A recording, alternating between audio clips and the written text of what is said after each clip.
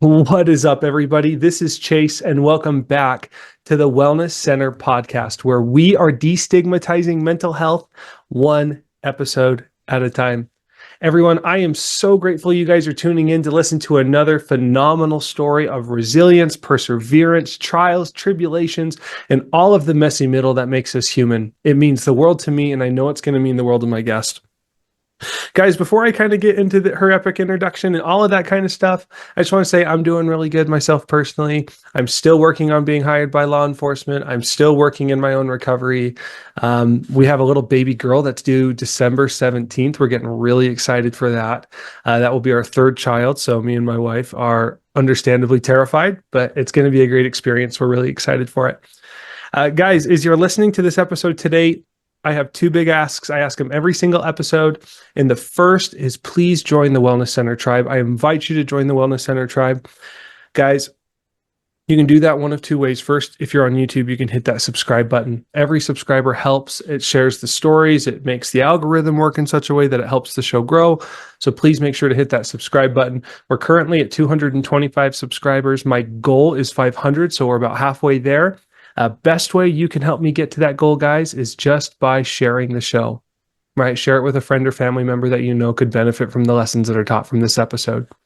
The second way, guys, that you can join the Wellness Center tribe is if you're listening on a podcasting platform, you can hit that follow or that download button on Apple or Spotify so you can get updated when all of our episodes are released, which we do every single Friday.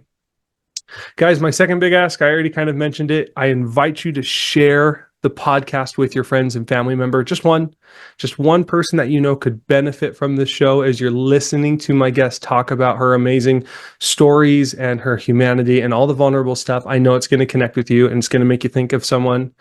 I invite you to share it with that person. Not only is that going to give them just a little touch, let them know that you love and care about them, but you're also going to help teach them some skills, right? And we could all use some new skills. So guys, without further ado, I want to bring on my phenomenal guest, guys. So this lady, she was born and raised in Greensville, South Carolina, with deep roots in Christian faith, but she faced a challenging journey due to her mother's mental health struggles. In her early 20s, she began a personal quest for help in overcoming long-standing suicidal thoughts, leading to years of study, growth, and healing. She's wrestled with the complexities of being a Christian living with mental illness, eventually leading her to share her insights with others. She became a youth mentor and teacher in 2018, focusing on helping young people understand the connection between faith and mental health. She's going to fit right in. And she published in 2023, The Cursed Brain. It's a book exploring how the curse from Genesis 3 impacts our daily lives while offering hope through faith in Christ's victory. So guys, without further ado, we have the one and the famous and the only Tiffany Jones on the show today. Tiffany, how are you doing? Hear the legends old and new. Wisdom flow like rivers true. Share your heart, the stories thrive. In this cast we're all alive. Oh, I'm doing great. I'm really excited to be here. Yeah, and I'm so grateful you're here as well. And I'm really excited. I feel like everything that you've gone through in life, right, with the mental health struggles, the getting into the Christian religion more, I think it's all so important, and I'm really excited to hear about your story. So, Tiffany, just so like me and some of the listeners can get to know you better, would you just share with us some of the cookie cutter answers as to who you are and what you like to do? Sure. I am a wife of 13 years now. We have 3 children together. Our oldest is 17. We have a soon-to-be 12 and soon-to-be 9-year-old. And I love experiencing new things with them, whether we go to a concert and hear someone new or like go on a hike in a new place. One of my favorite things is seeing my kids' faces light up when they experience something and they think it's really cool. My husband and I love to travel to new places and especially try new foods. And so we work together, which can be challenging at times. Mm-hmm. My husband owns an insurance agency, and I do a lot of the behind the scenes paperwork stuff that he doesn't like to do. But I love the flexibility of it. Lets me be with my kids a lot. And so that's me. That's awesome. That sounds like so fun. So are your kids boys, girls? Do you have a mix? My youngest is a boy. He's my baby. Okay. And then the older two are girls. Yeah. Nice. Yeah, I've got so my oldest is a son. I've got a daughter, and then we're about to give birth to a daughter as well. Yeah. Yeah, it's I'm sure for I'll you it was tell you, when terrifying. I first had my third, I would count them everywhere I'd go. Like I thought I was I've heard so like, many extra stories story. about parents. Yeah. I've heard so many kids get left behind stories. I don't ever want to have that experience of like 20 miles down the road, heart attack because you realize the oldest kid's not in his car seat in the back. Right. Yeah. Oh my goodness. But cool. And so you're in South Carolina, you love traveling, you love food. That's super cool. Is there any food that you've tried that you feel like was just not something you'd ever want to try again? Maybe something really unique? Oh, let's see. I forget like the fancy name of it, but like duck liver. Um, we Yeah. went to a fancy restaurant and I was like, oh, I've heard of this. I'm gonna give Mhm. that a try. No, no. You know, It's one of I've those fancy foods that I don't know why people no, nobody can like that. There's no way. I've been to Paris, and in Paris is where I tried duck liver as well. Mhm. And you're right, it was gross. Yeah, not a big fan of it. So kind of my own experience there too. I've been to Mexico as well. My brother served a service mission down there for our church, and we went back to his mission so we could meet some of the people that he taught and ministered to, and all that kind of stuff. And one of the families made us this, and I don't want to discredit them, this awful, awful food called. It was like, um, it's a Hispanic dish, Ruggiero de Negro or something like that, and it's kind of like this soup of black, I think is what it's called. And it just everything was kind of mushy, a little undercooked, raw, like kind of raw eggs, kind of raw beef, really oily soup, way too much seasoning. And it was like one of those, it was in Mexico, and it was in one of those impoverished places where they don't eat with you when they make you food. You're eating their meal for the day. Mm. And they were willing to give it to our family, and I was just choking it down. It was so awful. Uh, so grateful for the family, so kind, but yeah, I would never eat that again. So I totally get that. And with your kids being teenagers, I'm kind of curious, like, what are some of the things that you guys like doing right now in your life? Are you guys big outdoors people? What kind of experiences do you guys like to have? We do hike a bit. We used to go to Dollywood a ton, a theme Okay. park in Tennessee, and I think we're just kind of getting over it. Like the teenagers have ridden all the rides, and Hmm. they're kind of over it. So that's I guess we're looking for. We're really close to Carowinds, so we might do that some more. The thing I liked about Dollywood is they have more than just rides. They do different shows, and it's fun at Christmas Mm. time to go see. Um, but yeah, we do camp some. We have a camper. I love to be outdoors. My middle one, she is not a fan of the outdoors. In her Hmm. defense, I don't think the outdoors are a fan of her. Oh She tends to no. react badly to bugs, and my husband is very badly allergic to poison ivy. So when we go on Mm. hikes, he wears like long sleeves and pants usually. But so she's terrified that she probably is too, since she tends to react to all the things. Yeah, that makes Um, sense. but I was like, at least we have the camper now. She can, hide out in there a little bit and That's awesome. It sounds like you guys are a full-fledged family doing full-fledged family things. That's super cool. So, Tiffany, I would love to dive in and get to know you on like the really deep level. So, take us back to a young Tiffany Jones. When did you start struggling with your mental health? I was actually about 8 years old. Okay. Um, and I remember journaling. I didn't really journal often, but I had a lot of feelings of loneliness. I was homeschooled for a decent time, Okay. and with my mother's mental illness, we didn't get out regularly. Hmm. And so I journaled something to the effect of that I didn't like my life. And it wasn't that I wanted to not have this life. It was just I didn't know how to make things any better for myself. Right. Um, and My mom actually found it years later when I was an adult. She was Hmm. like, "Is this yours?" And I was like, "I don't know. That's some kid's handwriting." But I recognized it immediately. Yeah. Um, it was something that I had written about that I just didn't know what I was supposed to feel like, but I didn't think this was it. And I wished I was happy more. And really started wrestling with that a lot as I got older. Like, why did I feel that way? And Yeah. what caused that, but also like how to fix that. And really felt like that was just part of who I was, so I didn't know if I could fix it. Yeah. That makes a lot of sense. What mental illness did your mom have? She's bipolar. Bipolar? Yeah. Okay. Was that something that she had a diagnosis of before having children, or was that something that was learned later in life? So I actually learned of this as an adult. Oh, She okay. was committed, and during that time, when I talked to one of her doctors, they brought up that they believed she had bipolar disorder. Mm-hmm. And it was something that I had suspected for a while, but no one else had really put it together. She had a lot of physical health problems Mm-hmm. that doctors seemed to, oh, well, of course she's depressed because she doesn't feel good. And then when Right. she feels better, of course she wants to do all the things, even if they're ridiculous, because she feels good. She wants to experience life. Right. But I knew there was something else going on. Yeah, that makes sense. Learning about her diagnosis as an adult was very validating in some ways. Yeah. But I mean, it didn't fix the things that I'd been through, but it did make me feel like I wasn't the crazy one. Yeah, that makes sense. Make stuff up, you know? Yeah. Was your dad in the home?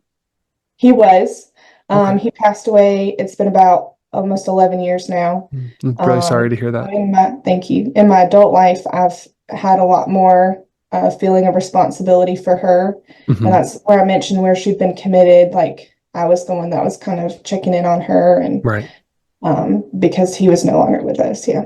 Yeah, that makes sense. Thank you. Thank you for being willing to talk about that stuff. I know it's not easy, so I really appreciate your strength.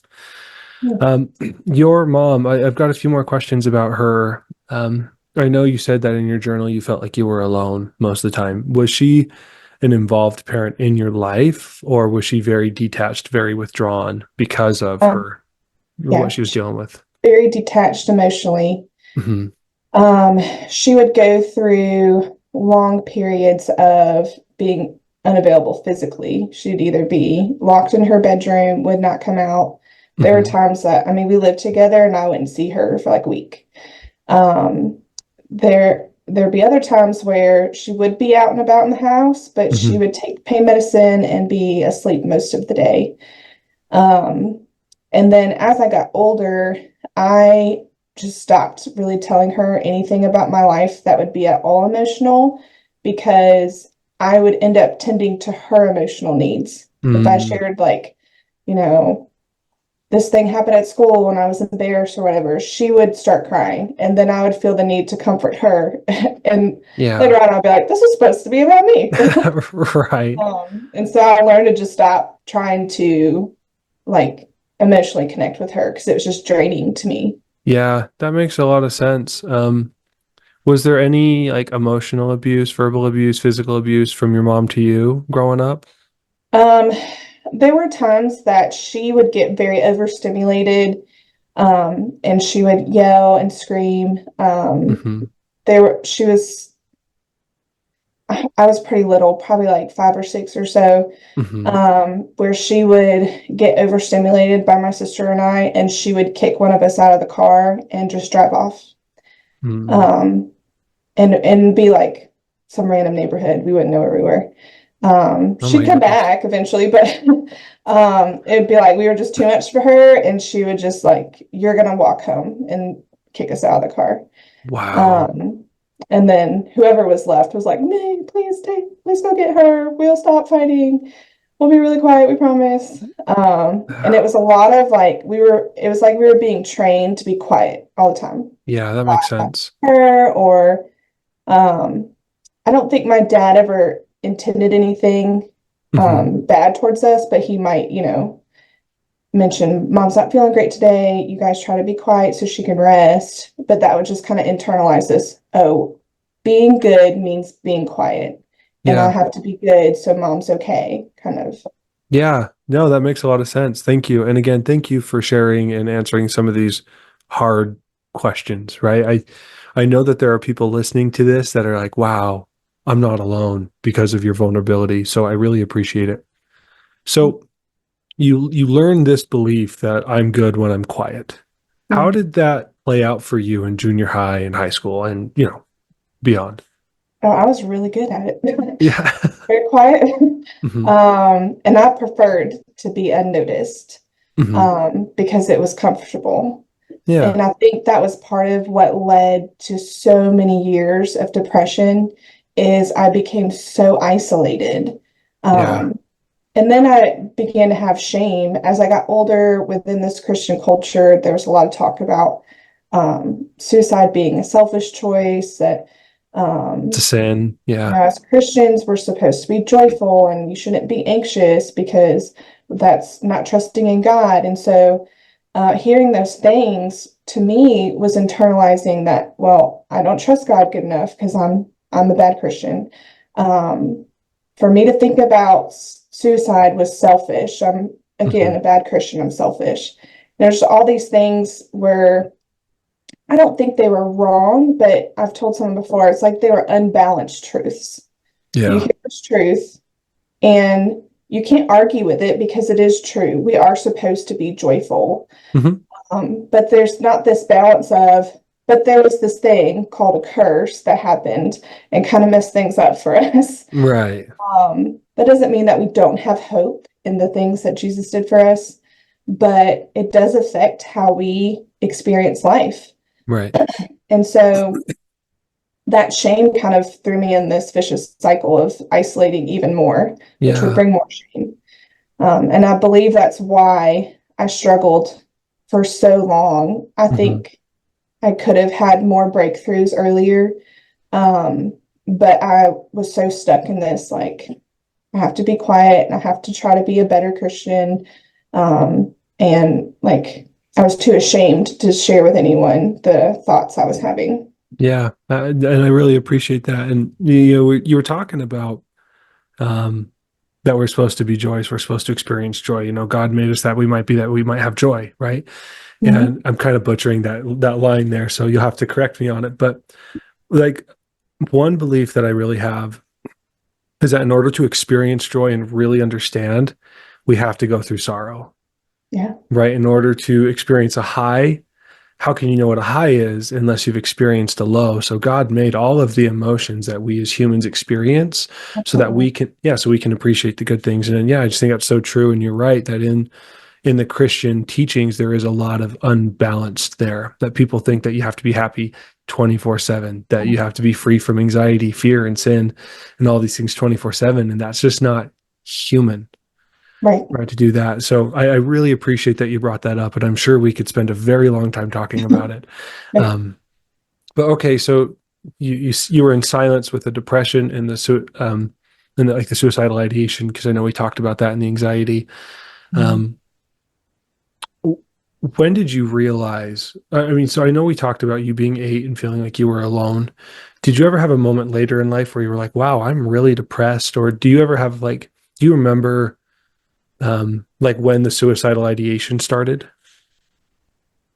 Um, I was probably early teen years. Gotcha. And I had a really close friend that was in kind of a tough family situation, Hmm. that she also had some suicidal ideation, but it almost became like a running joke to us. Gotcha. That like today really sucked, and I made this list of ways to kill myself, and it was almost like a joke. Hmm. Looking back, like I'd be mortified if one of my children did. And I don't think either of us were like genuinely serious about that. It was really Hmm. like a cry for help. Seriously. I Yeah. know that can be so tricky with teenagers. Like, what is an actual, concern? We need to get immediate help, and what is Hmm. just a like, I hate how I feel right now, and I need someone to help me feel better. Um, but what in hindsight is worrisome to me is that those were normal thoughts throughout every day for me to think. Gotcha. Um, and like as I got older, I hated driving Hmm. myself, especially at night. Because there were times I'd have to pull over because I couldn't control these thoughts. Mm. I didn't want to die. I didn't want to end my life, but it was like these intrusive thoughts were so powerful that I felt like I had no control over my body. So I Yeah. would like pull my car over and just sit in a parking lot sometimes. Oh, wow. That's, yeah, I know I've been there. I know many people that have been there. So thank you. So I'm curious, and I feel like this point and the story I know will continue from here, but it segues perfectly into my second question. So, Tiffany, I would love for you to explain to us your heroine's journey, right? This moment of the where the depression and the suicide got to be so much that it broke you in a way that you said no more. I can't live like this anymore. This extreme moment, this pivotal trial that ultimately led you into a much better state of being. So, yeah, Tiffany, please continue. So it gets Yeah. to the point where stuff is debilitating. Then what? Yeah. So I would say I have a part A and a part B to that Okay, answer. let's hear both. Part A is I was working at a coffee shop and I had this regular customer come in. She was a college student studying a lot. She'd come in and get her coffee and study. We became friends and I would go and sit with her sometimes if we were slow. And I asked her one day how her day was going, and she mentioned to me that she had had therapy that morning and she was really mad at her therapist. And I was like, kind of taken aback. I'd never heard anyone talk about going to therapy, Hmm. which I think is a shame. But she was just kind of sharing with me, what had happened in therapy and why she was upset. And a lot of it was, I know she was right, but I just don't want to deal with that right now. But that led to she shared with me that she had struggled with suicidal thoughts, and that was the reason that took her to therapy. And I was Hmm. like, just kind of like blindsided, but also very excited and intrigued by this idea. Um, because I had so much shame as a Christian for having this mental illness Hmm. that I really had struggled to put words to before then. Hmm. Um, I had never considered like an outside source of help, if you will. And so as the conversation continued, I asked if she could provide some information for me to look into. And so I contacted this company and started seeing someone. And the first session, I walked in, she'd call me back. I sat down in her office, I set my purse down, and she said, before we get started, I just want to talk to you about your perfectionism. And I kind of looked at her like, have you been watching me? What are you talking about?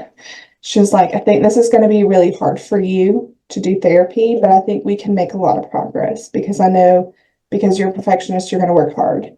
How And I old are was you? like, And how old were you when all this was happening? I was 20. 20. Okay. Sorry. Please continue. Yeah, maybe about 21. Okay.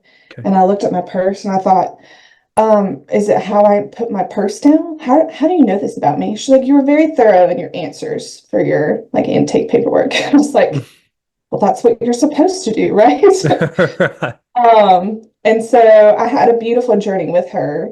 I think it ended too soon, but I think it was very circumstantial. Gotcha. I was at this place in my life that I had met the love of my life. Hmm. He had this little girl that I adored and was excited that I was getting married. I was going to be a mom, and I thought that would be the answer to a lot of my problems. Like I'd been so Gotcha. lonely for so long, and now I have this person that comes with a built-in bonus daughter, and I was so excited to like start being what I thought was like the adult things, have a Yeah. family. I was getting a better job. And so, my main goal during that time was actually to address panic attacks.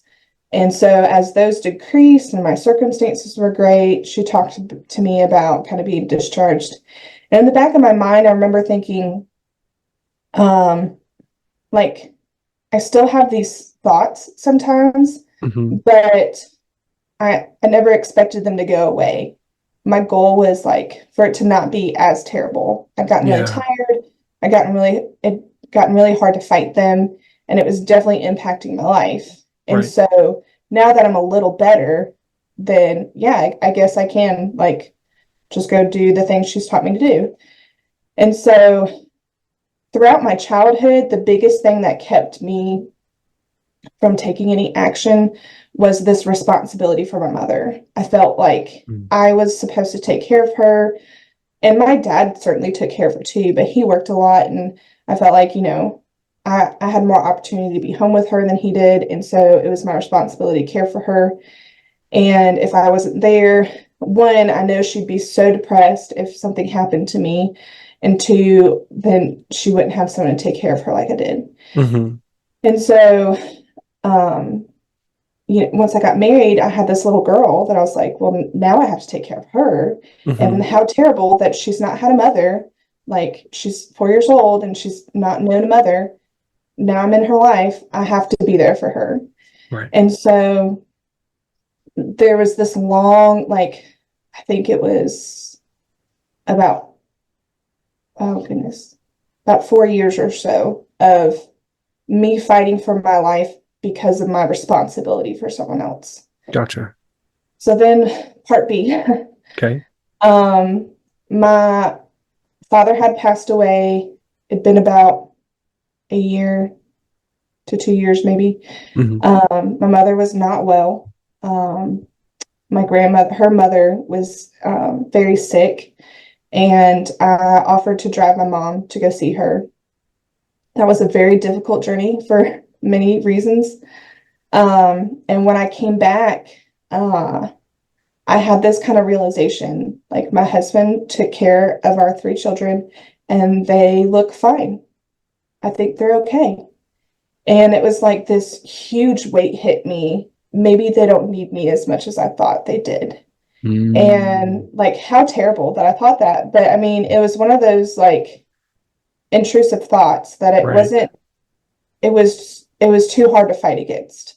Yeah. And And so I got I to a really low place. I had a really terrible panic attack that I just could not like gain control of myself. yeah. And I told my husband that I needed help. And he ended up taking me to an emergency room and just get evaluated. They gave me some medicine to help me calm down. And I told him, I was like, I need more help than right now. Like Mm-hmm. I need something. Yeah. And so he was like, well, when we first met, you were seeing a therapist. Maybe you should go back, see if you can see her again. And so we got that set up. And she really encouraged me to kind of take better care of my physical body. As a young mom, I had like no time for taking care of myself. I ate whatever my kids didn't finish off their plates. I never Gotta take exercised. gotta take care of those kids. And those Yeah. kids are a full-time And they're right job. in front of you, like, of course, I'm going to take care of their needs. I heard a joke once that said trying to be a parent to young kids is like trying to nail Jello to a wall. Yeah, It's, exactly. it's tough. It's really tough. Yes. But sorry, please continue. Yeah. And so that became a really important part of healing for me. And then in the midst of that, I'm going to therapy weekly. I'm like going to the gym regularly and trying to eat better. And my husband says, they're starting this women's Bible study at church. I think you should do that. And I looked Mhm. at him like he had 3 heads. And I was like, I am drowning and you want me to carry some bricks around? He's like, "No, this is a good thing. Like you'll be with other women that will support you and pray with you. And, you'll learn more from God's word." And I was like, I mean, it's just one more thing I have to do. Like I have this brain that thinks of things in like to-do lists. It's like, if you give me something else, that just makes the to-do list longer. And so eventually I agreed because he usually knows what I need. And I learned so much. It was a Bible study about the armor of God, which I had grown up hearing about the armor of God, but I had no idea what it meant on like a practical level. Mhm. But the first thing that Bible study did was have you identify your enemy. Mm. And so it kind of takes you through some different ideas. And I landed on, I have been my own enemy for, I think I was 25 at the time, 25 years. It was even how I approached reading God's word, it was, how do I make myself better? I'm not good enough. Yeah. And it was constantly this, like focus on all my faults and trying to make myself better. And when I got a hold of that idea, it changed so much for me. But I really think the reason I experienced healing like I did is because I was taking care of my whole person. I was taking care of myself physically, I was taking care of myself mentally, and I was in God's word in community. I think that's so important. I hear Community about is people huge. that, yeah, I understand if it's hard to find a good church or a good church family, but if you're not in a community of like-minded people that want to see you grow, they want to grow, they want to see you grow, y'all work together. That is so hard for a Christian to not have that. I believe there's so much in God's word that points to we are not meant to do this on our own. No, all people are meant for connection. I totally agree with you. Mhm. Yeah. Yeah, no, And sorry, please continue. yeah. And so kind of bringing all those aspects together. Um, and that has changed throughout my journey since then in the ways that I take care of myself. I'm not still in therapy, but I do intentional things for my mental health. That's cool. Um, I don't exercise quite the same way that I Yeah. used to, and I eat probably similar, but um, I'm in a different community at this point, but the goal Yeah. is still the same, is growth and That continuing to grow. Yeah, I love that. And as I was telling you, and I know the listeners, I don't know if they've heard this or not, but I always tell my guests before we start the show that the 5 questions I have typically just perfectly segue. And you started talking just about some of those skills, right, that you've developed. Yeah. So that's my third question. So I'll just bring it in formally, which is what skills have you developed because of your heroine's journey and how have they evolved up to this point in your life? So I know you talked about like the community, the therapy, the physical health, right? Maybe a little bit with the food there as well. What did some of those skills like in a, and I'm looking for like the applicability, right? Like, how are you applying these skills in your life and how have they evolved up to this point and what are you doing now? Yeah. So I think early in my mental health journey, from the Mhm. Part B standpoint, um, I was really focused on putting good things into my brain. So I was more careful about what I watched on TV. Mhm. I usually listen to Christian music mostly, but I was like a little more careful on like, okay, we're going to listen to like upbeat, cheerful sounding stuff. Um, and I would play it in the house more, Mhm. which my kids loved. It was one of those things I was like, it just didn't really occur to me to like play music in the kitchen while I'm Mhm. making lunch, and the kids will sing along. They loved it. Um, and that's evolved to like actually sitting down and writing down things that I'm thankful for or Bible verses that are encouraging to me. And what I love about doing that, I kind of journal in a sense, Mhm. like encouraging quotes and Bible verses. And then if I'm having a rough day, I can go back and I have this like great list of things to bring encouragement. Yeah. Um, from a physical health standpoint, I think the original goal was just to move and like find some vegetables. Um, and that kind of evolved to being a little more careful and understanding nutrition better. The home I grew up in was like, if there's food, you eat it. And we actually ate out a lot, which is kind of ironic because we didn't really have a lot of money. I think more so because my mom had so many bad days that dad would just bring home dinner or he would take us to go get dinner. And so there was a lot of like, fast food, like chicken nuggets, French fries kind of meals. Yeah. I didn't really learn a lot about nutrition until I was a teenager. And even then, not really understanding a lot. And so that was something I just had to learn and to better care of myself and growth. And so one of the things I talk about in my book is that maintaining is so much easier.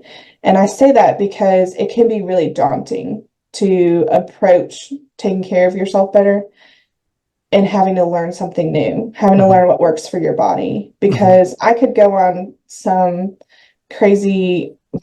Well, I did one time. My mother had us go on a no carb diet.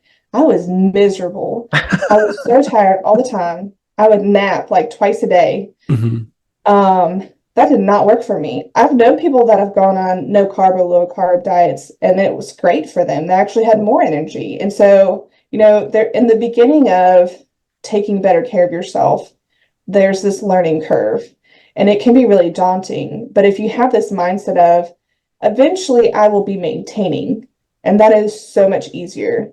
Hmm. And not only that, but I have to remember it's not a goal of once I reach something, then I don't have to do it anymore. We don't want this mindset of once I've run a marathon, then I don't have to exercise ever again because I've reached the goal. But then I'm going to go right back to where I was. Right. And so, as I'm focusing on different coping skills and whatnot, I want to remind myself that the goal is getting to a place where I'm maintaining. And so there are times in life that new things arise. I'm going through a little bit of a hard time right now where I was in a car accident last week and my daughter's with me. Are you guys doing okay?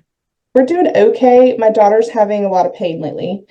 So she's missed some school. She doesn't have anything like super obviously wrong with her, which is Hmm. kind of frustrating. Yeah. But I've reminded myself that we need different types of coping skills for different seasons of life. Yeah, absolutely. So sitting down and journaling when my head's kind of spinning is not super helpful for me. Yeah. It's hard to put my thoughts on paper Yeah, sometimes. absolutely. I But the listening to good music, or, I told you I've written all these great quotes down. I can mhm. go and read some of those and help Yeah. with spirits.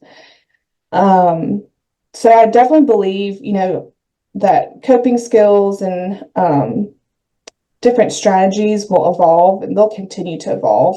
Hmm. Um, but the good thing about that is you can remember things that have helped you before during really rough times. Right.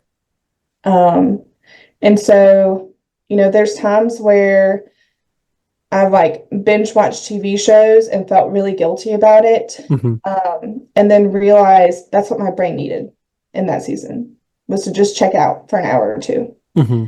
Um, there's some coping skills like that that's like, I wouldn't want that to be the goal. Like me binge watching a TV show is not my goal of a coping skill. Hmm. But if that's what my brain needs during that time, that's what my brain needs. I love it. Um, so, and like I was mentioning with the taking care of my body has evolved. I ended up becoming a runner. I never thought I would say that. Was not the kid that ran a great mile in PE Hmm. class. In fact, I had never ran a mile without walking until I was, let's see, in my 20s, like late Hmm. 20s. And now I run like 4 to 5 miles. Congratulations. So, yeah. No, that's awesome. I'm still in the group of I'll never be a runner. I hate running, which is kind of interesting wanting to get in law enforcement. But no, that's okay. No, it's awesome. That's awesome that you've gotten to such an amazing place. I'm really sorry about your car accident. So I'll talk to you after the show a little bit about it, but my day-to-day business is like concussion brain repair.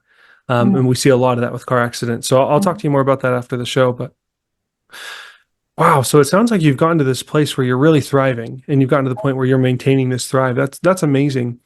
So looking back at your whole journey from all of the hard stuff with your mom and the stuff that you had to go through, the depression, the suicidal ideation, all of the struggles, all that stuff, what can you appreciate about everything you've had to go through up to this point in your life?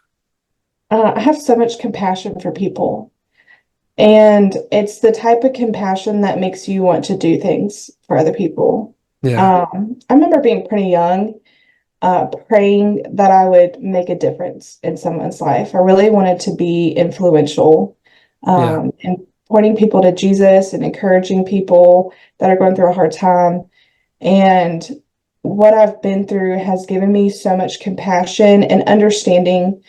Um, I remember I might have I'm pretty sure I was a teenager myself when I had this thought that I want to work with teens one day. Hmm. Um, and it was kind of funny to me at the time that I was like, okay, but I am a teen. Like, why do I really want to work with teens? Right. Um, but there's just something really exciting about like youth group and youth camps, that like you would see real change in people. Like they were really excited about making a change and growth. And so as I got older, I felt really intimidated by teenagers. Hmm. And I think part of that was I was still trying to figure out my own life.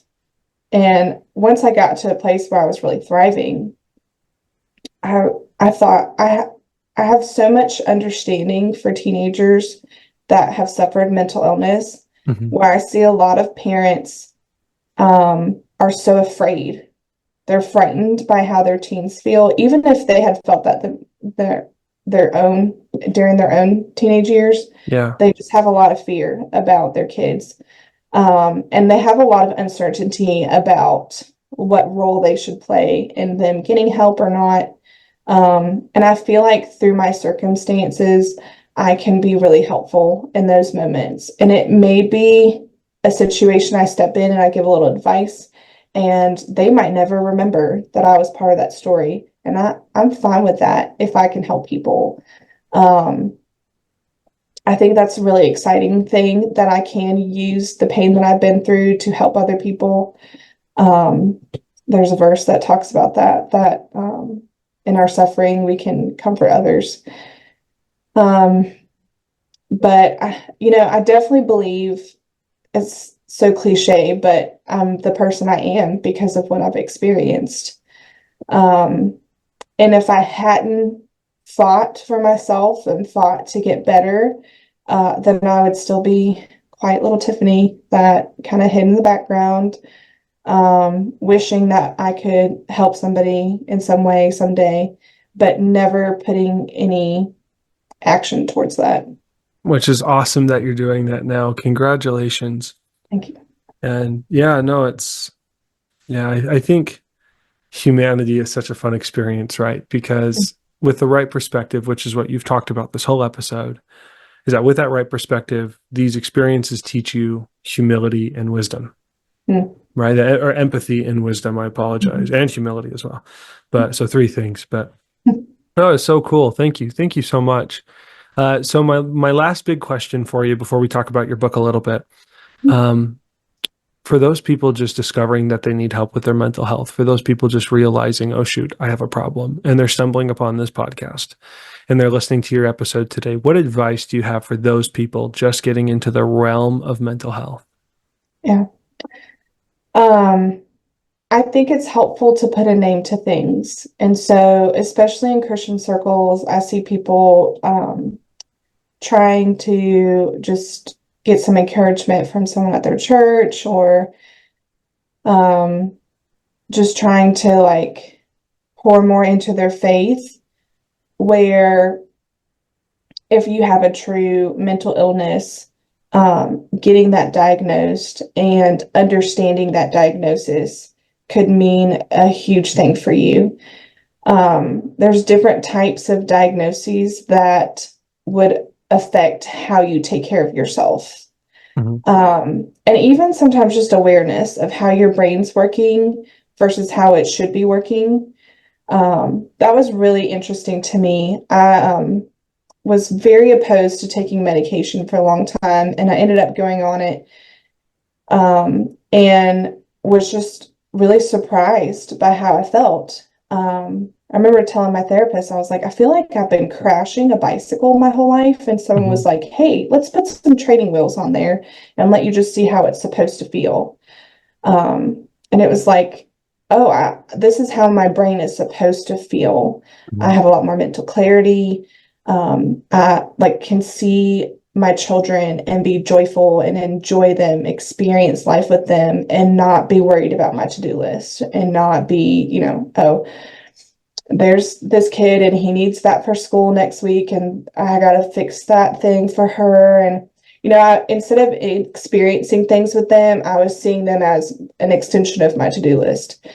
And so I really encourage people to go and talk to your doctor, talk to, or like you can even go online and look up some options in your area for talking to a therapist. Um, don't get discouraged in the process. I've known people that they go and try to find a therapist and they just don't get the greatest one the first time. And it's not like they're a bad therapist, but it wasn't a good fit. Mhm. Um, don't get discouraged by that. There are other people out there. They are happy when people tell them, I don't think this is a great fit. Can I find someone else? Because they would hate for you to spend weeks or months with them and it not be helpful to you. Their goal is to help you get better. And so I guess that's the biggest thing is don't get discouraged in the process. Sometimes it's really hard to get started. But like I said earlier, maintaining is easier. So keep that in mind as you are beginning the process. Yeah, great advice. Absolutely great advice. Well, Tiffany, thank you so much for coming on my show today to share your story so we could celebrate your humanity, to share some of those raw, vulnerable parts of you and to give some just truly phenomenal advice to people. I am very appreciative. I know the listeners are very appreciative. So I'm curious, tell me about the cursed brain. Yeah, so I don't know if you can see it on the video. Uh-huh. I published this March of last year. The premise is that the curse from Genesis 3 affects everything that we deal with. The ground itself was cursed, and so our environment is not what God intended for us. Humanity was cursed in that our relationships are not the way God intended for them to be. Our relationship with Him is not what He originally intended it for it to be. And then part of the curse is this like battle between evil and all of Eve's offspring. If you read through that, it talks about now there will be strife against those two forces. And so we're in this constant battle. And I talk a lot in my book about kind of some comparisons between physical and mental health to one, kind of break down some of the stigma. And two, there's a lot of things that you need to do for your physical body that makes sense. It's easier to comprehend about, feeding your body good things, getting rest, and exercise, movement. A lot of those are very similar concepts for your brain. And so I want to help people kind of understand that a little bit more. And then the rest is a lot about who our enemy is and what Jesus did for us while He's here.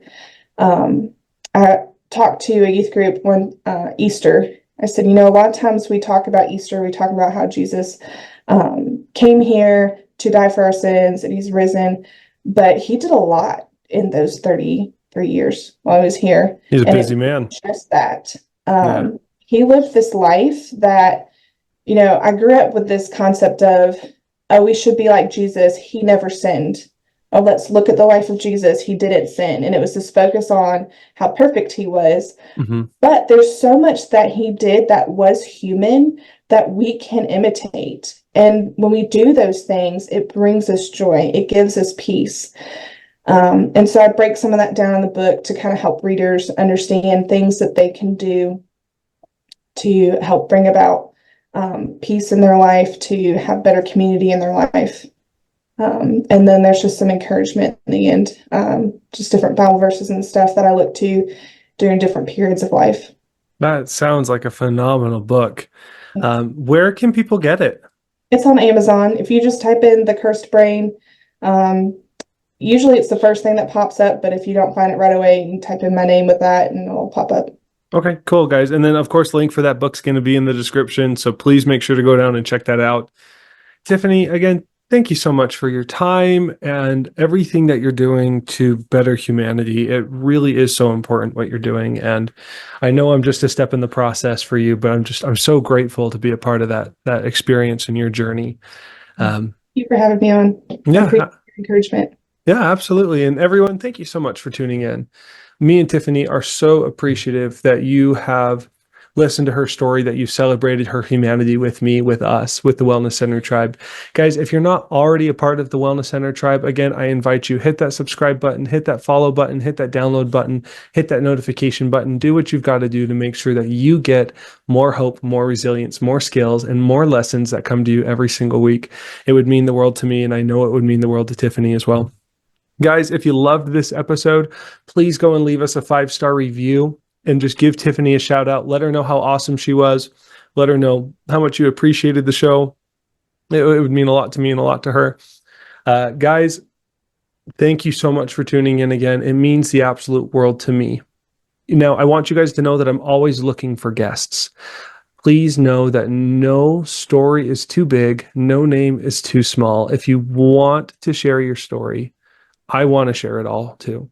So please contact me at chase@thewellnesscenter.life. One more time, that's my email, chase@thewellnesscenter.life.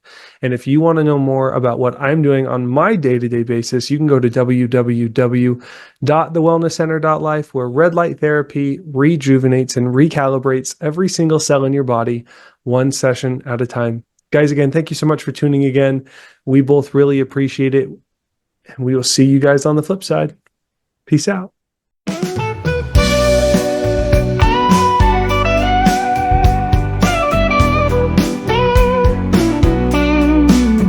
In the dark, I found my light so true.